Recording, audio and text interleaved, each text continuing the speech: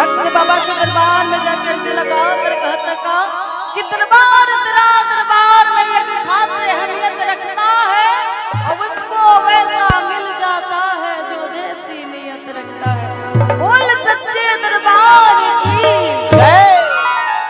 बाकी बड़ी सुंदर भाव में भक्त बता कर कहता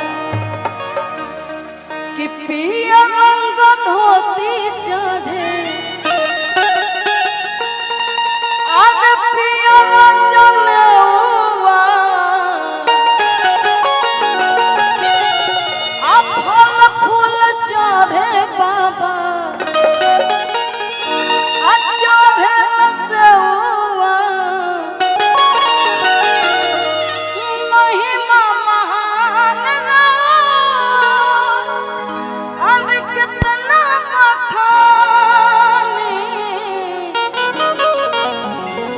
स्वर्ग रचयिता बाबा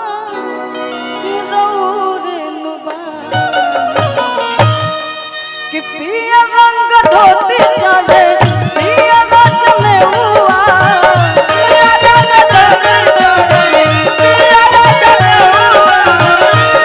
फूल चढ़े बाबा चढ़े से हुआ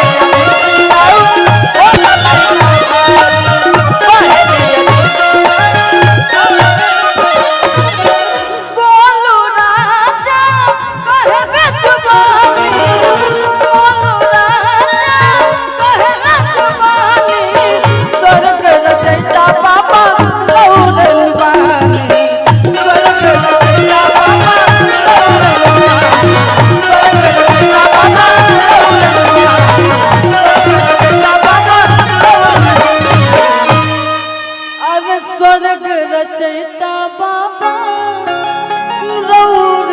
नुगानी। बोल सच्चे दरबार की विश्वकर्मा भगवान की।